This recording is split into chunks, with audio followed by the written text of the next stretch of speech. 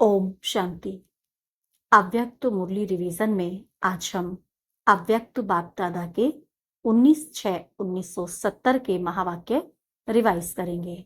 मुरली का सार है त्रिमूर्ति लाइट्स का साक्षात्कार। बाबा कहते, ब्राह्मणों को त्रिमूर्ति शिववंशी कहते हो ना। त्रिमूर्ति बाप के बच्चे स्वयं भी त्रिमूर्ति हैं, बाप भी त्रिमूर्ति है। जैसे बाप त्रिमूर्ति है वैसे आप भी त्रिमूर्ति हो।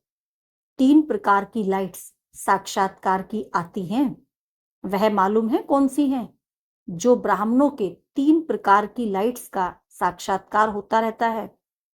आप लोगों से लाइट का साक्षात्कार होता मालूम पड़ता है। त्रिमूर्ति वंशी त्रिमूर्ति बच्चों की 3 प्रकार की लाइट्स का साक्षात्कार होता है। वह कौन सी लाइट्स हैं? एक तो लाइट का साक्षात्कार होता है नैनो से। कहते हैं ना, नैनो की ज्योति।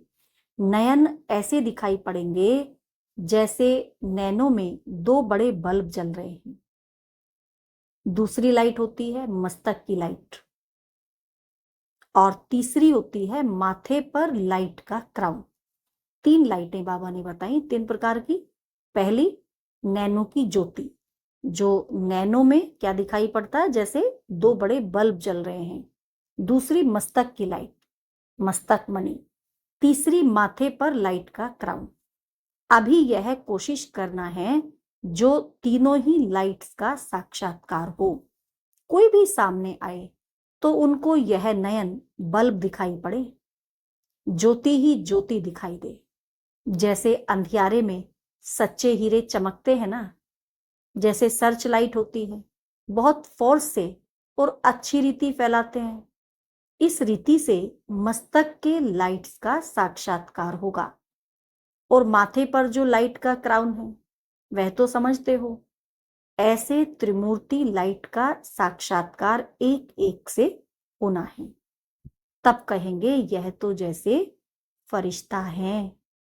साकार में नयन, मस्तक और माथे के क्राउन के साक्षात्कार स्पष्ट होंगे। नैनो तरफ देखते देखते लाइट देखेंगे। तुम्हारी लाइट को देख दूसरे भी जैसे लाइट हो जाएंगे। बाबा कहते, जब तुम्हारी लाइट देखेंगे तो दूसरे भी लाइट हो जाएंगे। कितनी भी मन सेवा स्थिति में भारीपन हो, लेकिन आने से ही हल्का हो जाए, ऐसी स्टेज अब पकड़नी है। क्योंकि आप लोगों को देखकर और सभी भी अपनी स्थिति ऐसी करेंगे। अभी से ही अपना गायन सुनेंगे।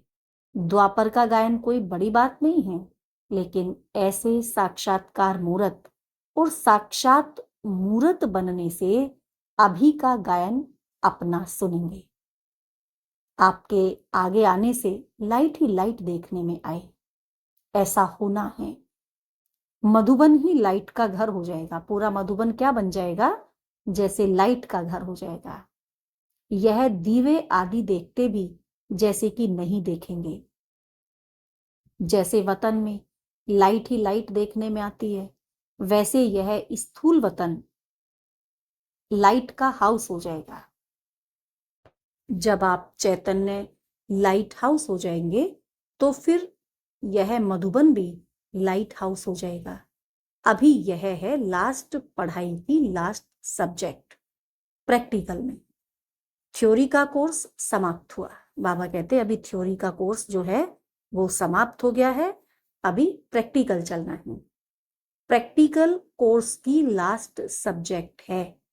इस लास्ट सब्जेक्ट में बहुत फास्ट पुरुषार्थ करना पड़ेगा। इसी स्टेज के लिए ही गायन है। बाप दादा से कब विदाई नहीं होती है, माया से विदाई होती है। बाप दादा से तो मिलन होता है, बाबा से थोड़ी ना विदाई लेनी है। विदाई तो बाबा कहते माया से लेनी है। बाप दादा से तो मिलन होता है। यह थोड़े समय का मिलन सदा का मिलन करने के निमित्त बन जाता है। बाप के साथ गुण और कर्तव्य मिलना, यही मिलन है। यही प्रयत्न सदैव करते रहना है। अच्छा, संकल्पों को ब्रेक लगाने का मुख्य साधन कौन सा है मालूम है? जो भी कार्य करते हो तो करने के पहले सोचकर फिर कार्य शुरू करो। जो कार्य करने जा रहा हूं वह बाप दादा का कार्य है, मैं निमित्त हूं। हमेशा जो भी कार्य करते हो तो बाबा कहते करने के पहले क्या सोचना है, सोचो फिर कार्य शुरू करो। क्या सोचो कि जो कार्य मैं करने जा रहा हूं वह बाप दादा का कार्य है और मैं तो उस कार्य का केवल निमित्त हूं।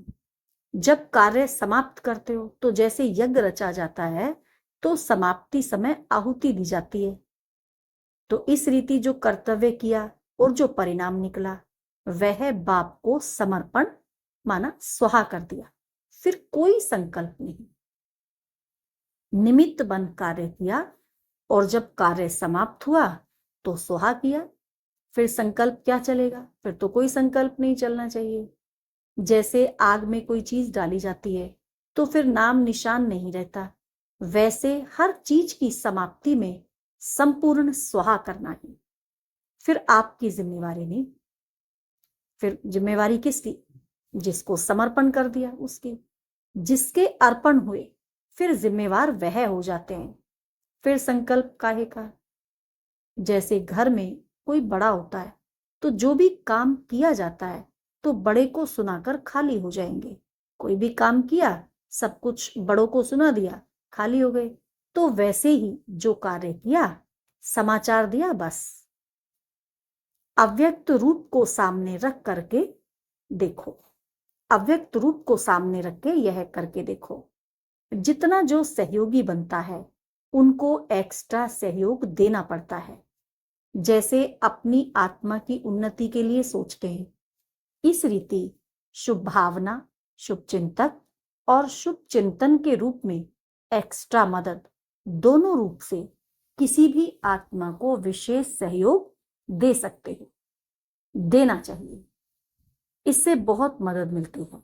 जैसे कोई गरीब को अचानक बिगर मेहनत प्राप्ति हो जाती है, उस रीति जिस भी आत्मा के प्रति एक्स्ट्रा सहयोग दिया जाता है वह आत्मा भी महसूस करती है, क्या महसूस करेगी कि हमको विशेष मदद मिलती है।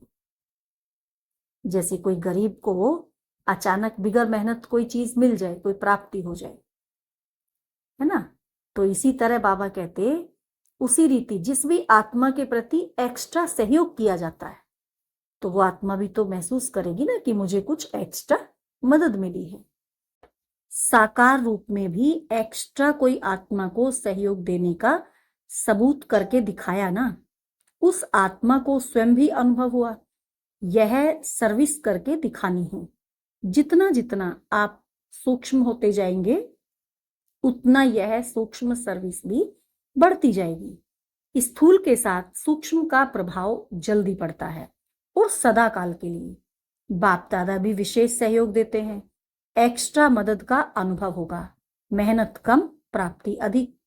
अच्छा, बाप दादा बच्चों से जितना अविनाशी स्नेह करते हैं उतना बच्चे अविनाशी स्नेह रखते हैं। यह अविनाशी स्नेह यही एक धागा है जो 21 जन्मों के बंधन को जोड़ता है, सो भी अटूट स्नेह। जितना पक्का धागा होता है उतना ही ज्यादा समय चलता है। यह संगम का समय 21 जन्मों को जोड़ता है। इस संगम के युग का एक एक संकल्प, एक एक कर्म 21 जन्म के बैंक में जमा होता है। इतना अटेंशन रखकर फिर संकल्प भी करना, जो करूंगा वह जमा होगा। तो कितना जमा होगा? एक संकल्प भी व्यर्थ ना हो। एक संकल्प भी व्यर्थ हुआ तो जमा कट हो जाता है। तो जमा जब करना होता है तो एक भी व्यर्थ ना हो। कितना पुरुषार्थ करना है, संकल्प भी व्यर्थ ना जाए। समय तो छोड़ो, समय तो बहुत बड़ी बात है, संकल्प भी व्यर्थ ना जाए। अब पुरुषार्थ इस सीमा पर पहुंच रहा है। जैसे पढ़ाई दिन प्रतिदिन ऊंची होती जाती है तो यह भी ऐसे है। बड़े क्लास में पढ़ रहे हो ना। अच्छा, ओम शांति।